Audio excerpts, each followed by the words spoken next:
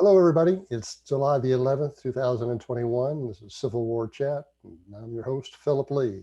We're going to talk today about postbellum Northern racism. This does include a PowerPoint, so I'm going to share it. But first, note on the lower right here, you can subscribe to future episodes and click the notification bell in the upper right to be notified of them. So let me do this screen share because this is going to be a PowerPoint presentation.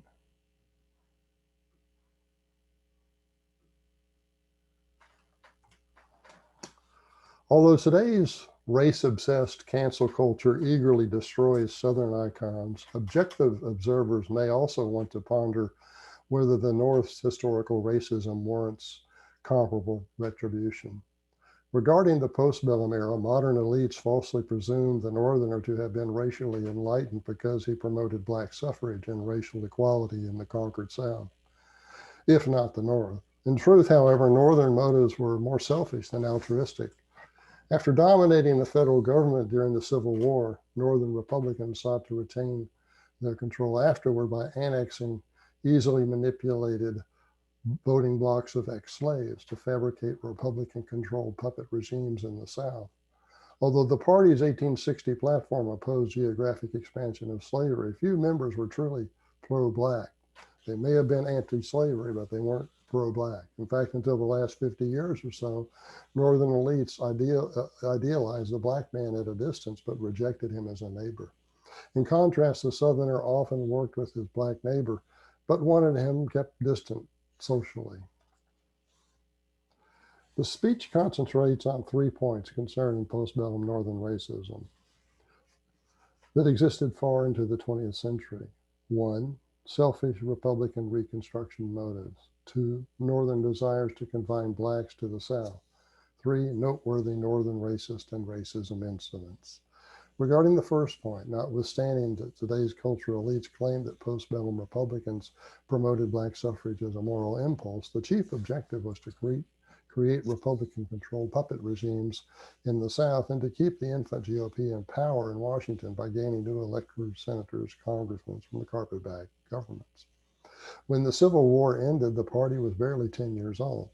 It might have been strangled in its cradle if readmittance of the Southern states failed to be manipulated in a way to prevent Southerners from allying with Northern Democrats to regain federal control. Consequently, Republicans settled on 2 goals. First was mandatory Black suffrage in the former Confederate states, where inexperienced Black could be directed to support Republican interests. White carpetbaggers and scallywags learned they could control the Black vote with political patronage at the local level while reserving most state and federal offices for themselves. Since few freedmen paid any taxes, the vassal governments also spent state funds liberally. The money was raised through high taxes and reckless, often fraudulent borrowings, which could provide a comparative money shower among the well-connected leaders within the Black community, as well as the white community. The second goal was to deny political power to the Southern white classes most likely to oppose Republicans locally.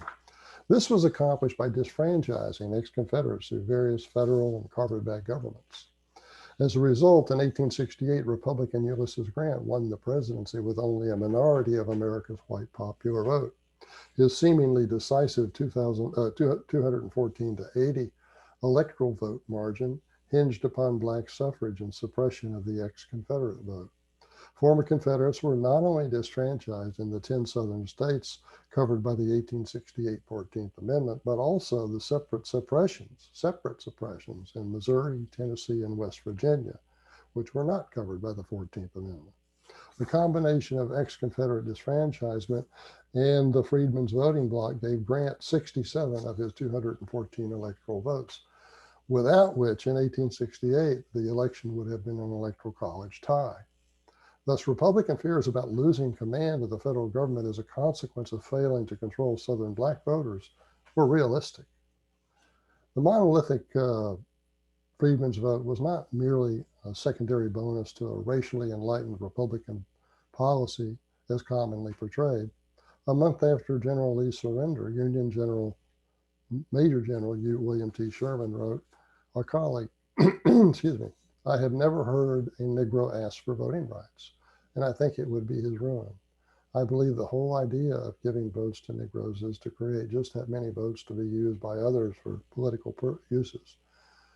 Close quote. Similarly, in Up From Slavery, in his autobiography, Booker T. Washington wrote, quote, in many cases it seemed to me that the ignorance of my race was being used as a tool with which to help white men into office, and that there was an element in the North which wanted to punish the Southern white men by forcing the Negro into positions over the head of Southern whites, close quote.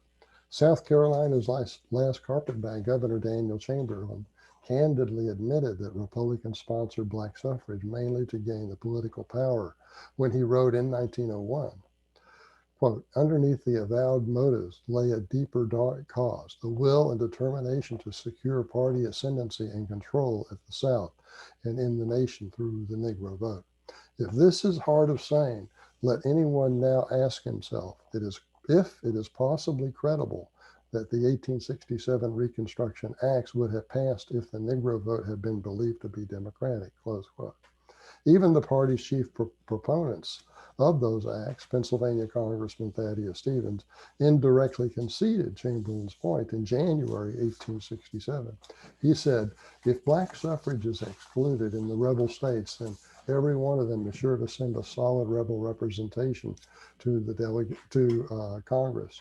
They, with their kindred Northern Copperheads, would always elect the president, control Congress, close quote.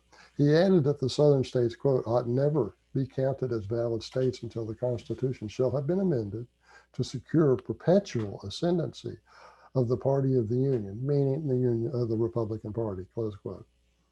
Nonetheless, Republicans were loyal to the Southern black man only so long as they needed his vote.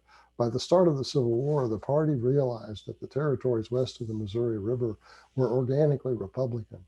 That was evident after the first four states, California, Minnesota, Oregon, and Kansas, sliced out of those territories, excuse me, entered as Republican strongholds. This was so because the natural migration to such lands was from the states northwest of the Ohio River, where blacks were disliked and represented only about 1% of the population. The key, as Lincoln himself said in an 1854 speech, was to reserve the Western territories for whites. Thus, the second point concerning Northern motives to confine blacks to the South is evidenced by contemporary confessions and supported by the slow postbellum dispersion rate of blacks into other parts of the country. In truth, Abraham Lincoln's 1860 Republican Party platform plan to ban slavery in the Western territories was really designed to quarantine blacks, not merely slaves, in the South. 6 years earlier, in 1854, when speaking about America's future expansion, he said, quote, the whole nation is interested that the best use shall be made of these Western territories. We want them for the homes of free white people, close quote. 5 years later, California Republican gubernatorial candidate Leland Stanford said, quote, I prefer the white man to the Negro as an inhabitant to our country. I believe its greatest good has been derived by having all the country settled by free white men, close quote. In fact, the plank even predated the Republican Party. It originated in 1846 with Congressman and future Republican Senator David Wilmot when he introduced a rider to a funding bill for the then current Mexican War, speaking in favor of that rider that would ban slavery in the territories, that should America acquire any territories by way of the Mexican War. Wilmot said, I make no war upon the South, nor upon slavery in the South. I have no squeamish sensitivities upon the subject of slavery, nor morbid sympathy for the slave. I plead the cause of white freemen. I would preserve for free white labor a fair country, a rich inheritance, where the sons of toil of my own race and own color can live without the disgrace which the association with Negro slavery brings upon free labor. As for postbellum evidence that Northerners wanted to quarantine blacks in the South, consider that blacks composed only about 1% of the population for 20 of the 22 states that joined the Union after Texas in 1845, down to the present day. The two exceptions were the border states of West Virginia and Oklahoma. Moreover, the first 12 states that joined after the Southern secession each entered with 2 new Republican senators. and that is a party that was hostile to the Southerners' free trade proclivities. Not until Oklahoma in 1907 did a new postbellum state enter the Union with a Democrat senator. But then by then, the Republican Party did not need the Southern black vote.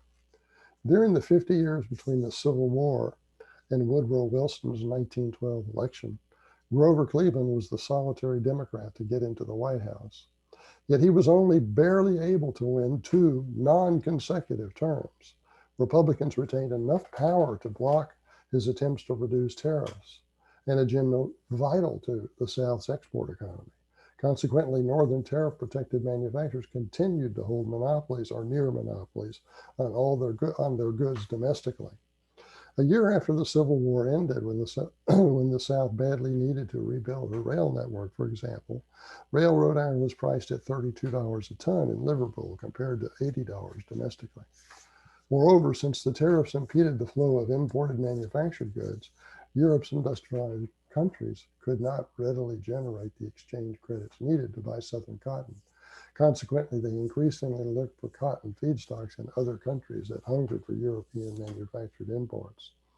Not until Southern-born Woodrow Wilson's presidency from 1913 to 1921 did American tariffs decline. After the GOP regained the White House in the Roaring '20s, tariffs shot right back up and stayed there until the Great Depression. Even Wilson's 8-year high tariff pause was an indirect testament to the Republican Party's extended postbellum dominance. Wilson could not have won the presidency in 1912 without the Republican Party split between Theodore Roosevelt and William Howard Taft. As late as 1910, 90% of America's blacks still lived in the South, nearly 50 years after the Civil War. Only when Northern industrialists needed more workers during World War I did the North barely tolerate black worker migration. From 1915 to 18, America's unemployment rate dropped from 8.5% to 1.4%. About 500,000 blacks moved north between 1916 and 19. Although Chicago was a prime destination, the Chicago Tribune urged blacks to, quote, stay south, and labeled their migration a big mistake because they were, quote, lazy, shiftless, ne'er-do-wells, surely to become a burden to the city, close quote. 9 months from the summer of 1917 to the spring of 1918, Chicago whites exploded 58 bombs in black residences in previously all-white neighborhoods. The Chicago Property Owners Journal warned, quote, there's nothing in the makeup of the Negro which should induce anyone to welcome him as a neighbor. Inwards are undesirable and entirely irresponsible and vicious, close quote. In 1919, a week-long race riot erupted in the city's south side, leaving about 40 people dead and 1,500 homes destroyed. Most of Chicago's black arrivals settled into slums. Toilets were in the hallways, yards, and basements. Overcrowding was common, and landlords often did not make repairs. In 1925, the death rate among Chicago's blacks approximated that of Bombay, India. By 1929, the city's Black Chicago Defender newspaper was advising blacks to stay in the South. Many European white immigrants entered the United States for 60 years after the Civil War. Most found employment in the industrial states north of the Mason-Dixon line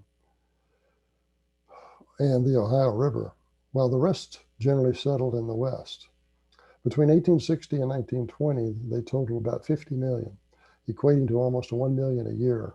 Yet the North and the West offered few opportunities for the 4 million freed slaves and their descendants until World War I created an acute worker shortage. The first black migration attempt, termed the Exoduster movement, failed because of white hostility at the Kansas destination. Triggered by an 1878 crop failure in the lower Mississippi Valley, the freedmen focused on Kansas partly because of the state's anti-slavery reputation earned during the Bleeding Kansas era. Even though the state had been famously anti-slavery, Exodusters soon learned it was not pro-black. The town of Lawrence, for example, raised money to send these Exodusters undesirables to some other city, close quote. At Leavenworth, city officials refused to allow Exoduster boats to dock.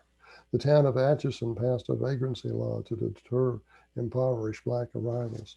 Topeka citizens attacked a so-called barracks built to house the newly arrived blacks and tore it down and threw the lumber into the river.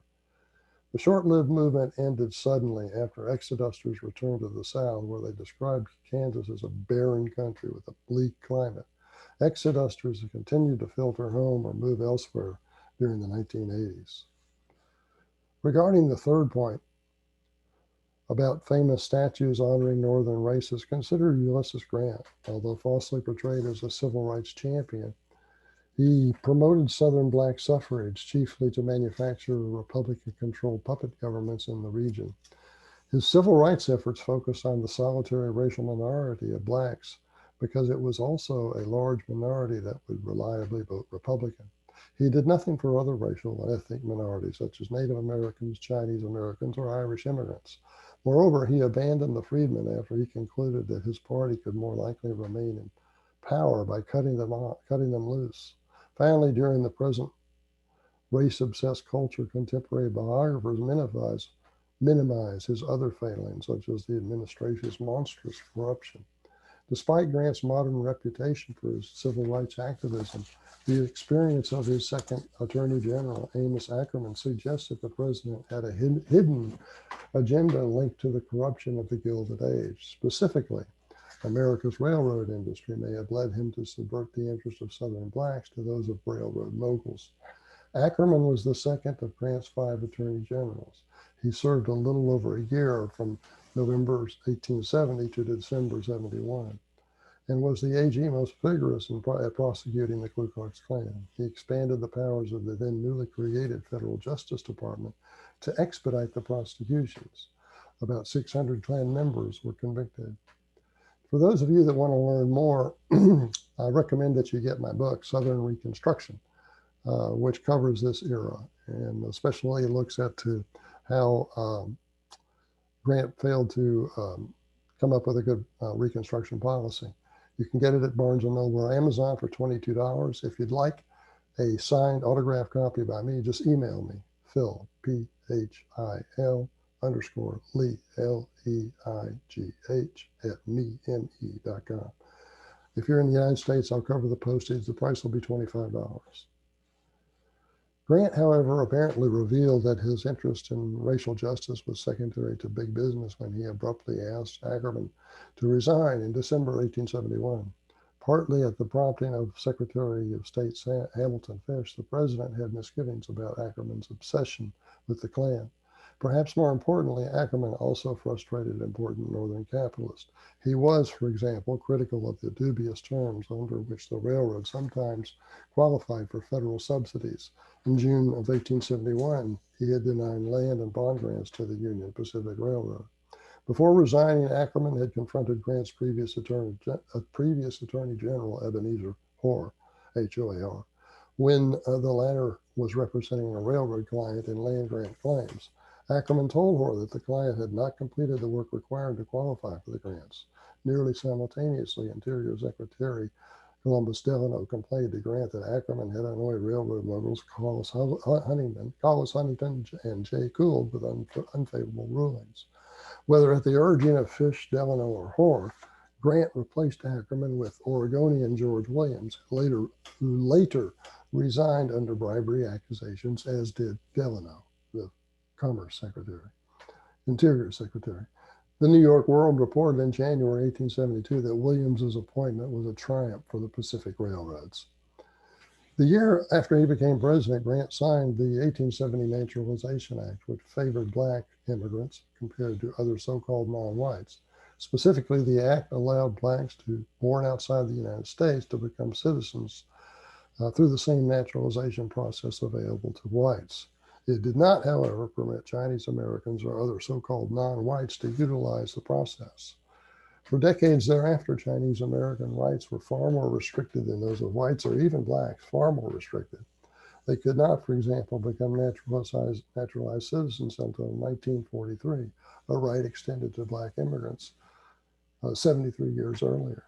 Although often praised for funding the KKK enforcement acts to protect Southern black voters, few historians realize that Grant spent much perhaps most of the money, to police elections in the big northern cities where the immigrants, such as the Irish, often voted for Democrats.